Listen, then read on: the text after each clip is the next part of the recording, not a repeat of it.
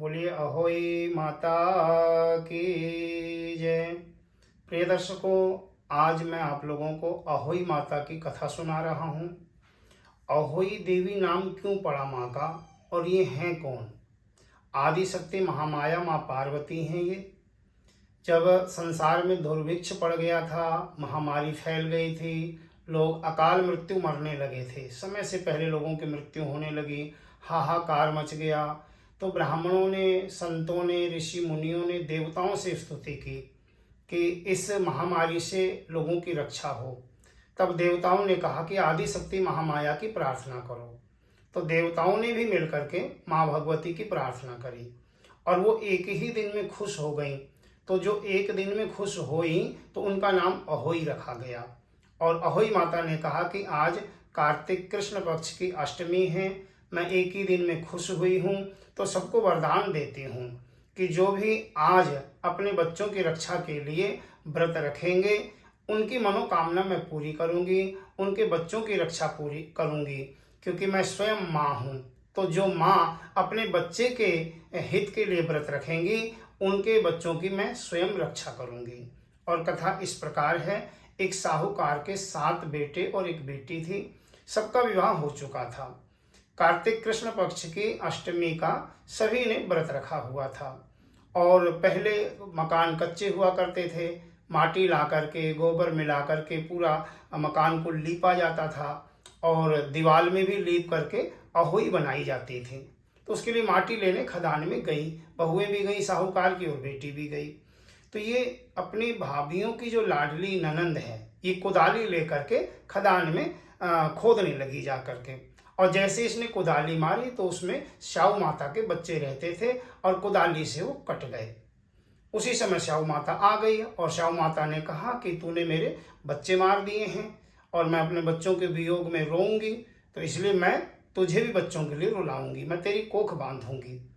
अब वो रोने लगी और श्याऊ माता से कहने लगी कि हे श्याऊ माता, मुझसे गलती से हुआ है, मैंने जान के आपके बच्चे नहीं मारे, अनजाने में हो गया, मुझे क्षमा कर दो। श्याऊ माता बड़ी दयालु थी, कहने लगी चलो तू अगर अपनी कोख नहीं बंधवाना चाहती, तेरे बदले तेरी भाभीियों में से कोई बंधवा ले, क्योंकि कोख तो मैं जरूर बांधूंगी। तो इसने अपनी बड़ी भाभीियों की ओर इशारा किया तो बड़ी 6 भाभीियों ने मना कर दिया।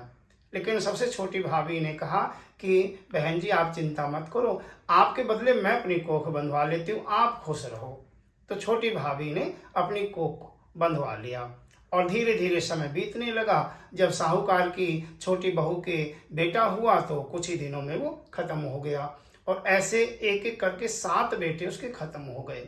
तो बहुत रोती है, बहुत विलाप करती है। जब भी अहोई अष्टमी का दिन आए तो उस दिन तो वो बहुत ही ज़्यादा रोती है।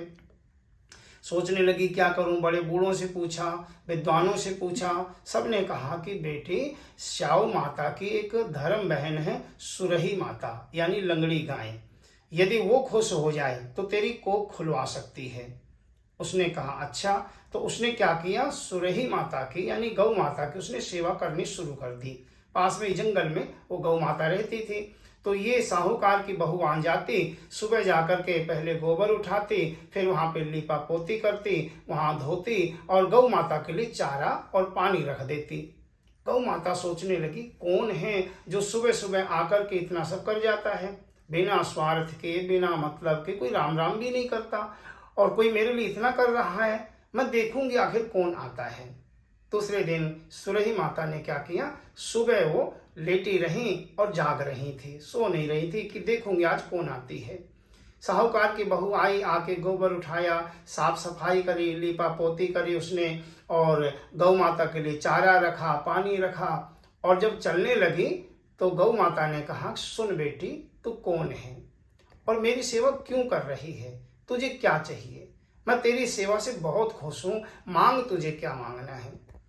तो साहूकार की बहू रोने लगी, बोली कि हे गौ माता, आपकी एक धर्म बहन है श्याऊ माता, उन्होंने मेरी कोख बांध रखी है और जैसे बच्चे होते हैं वो मर जाते हैं, मैं अपने बच्चों के लिए तड़फ रही हूँ। हे गौ माता, यदि आप चाहो तो मेरी कोख खुलवा सकती हो। तो गौ माता ने कहा कि तू चिंता मत कर, तेरी कोख मैं जरूर खुलवाऊंगी, लेकिन तुझे मेरे साथ स्याऊ माता के यहाँ चलना पड़ेगा। अब वो यहाँ नहीं रहती, वो 7 समुद्र पार रहती हैं। कहा चलो ठीक है। अब ये दोनों यहाँ से चल पड़ी।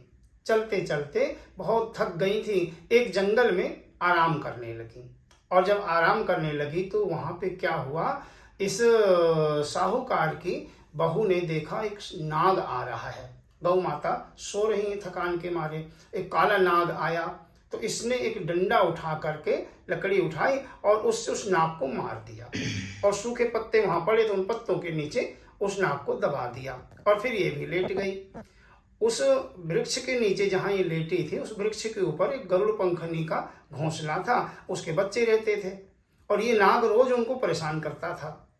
तो जैसे गरुड़ पंखनी आई, उसने लकड़ी पे खून लगा देखा और उसको साहूकार की बहू को देखा तो सोचा इसने मेरे बच्चों को मार दिया।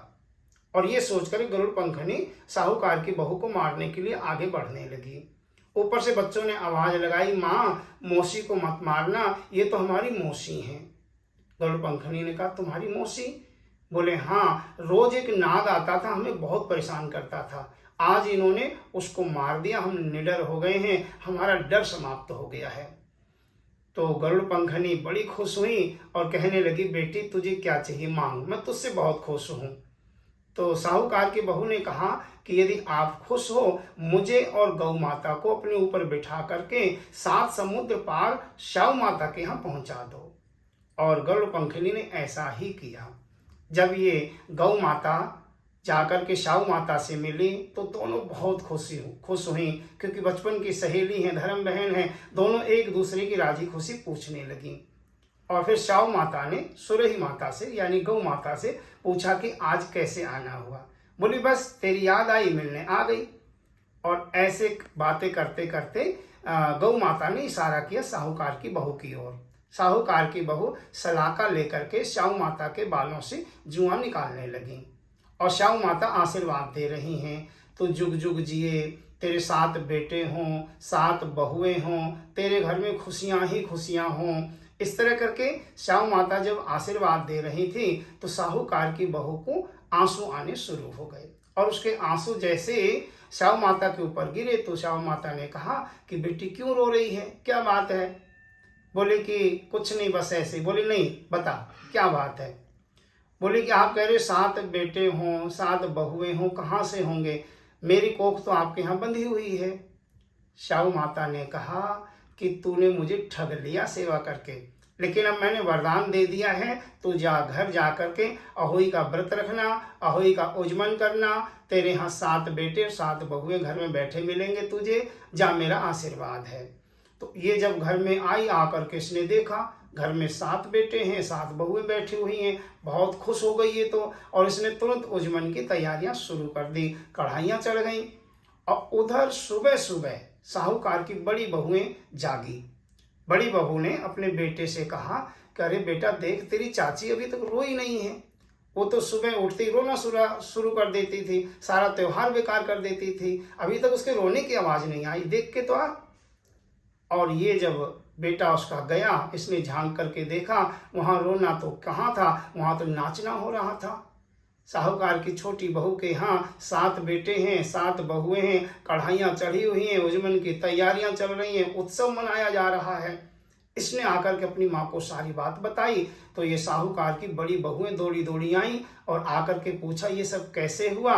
तो इसने कहा अहोई माता की कृपा से, अहोई माता ने मेरे बच्चों की रक्षा कर दी, मेरे जो 7 बेटे मरे थे वो सारे वापस मुझे मिल गए। तो जैसे अहोई माता की, स्याऊ माता की उस साहूकार की बेटी के ऊपर, बहू के ऊपर कृपा हुई है, ऐसे ही आप सभी के ऊपर भी कृपा हो। जो भी माताएं बहनें अपने बच्चों के लिए इस व्रत को रखें, उनके बच्चों की अहोई माता सुरक्षा करें। आप सभी के ऊपर अहोई माता की खूब कृपा रहे।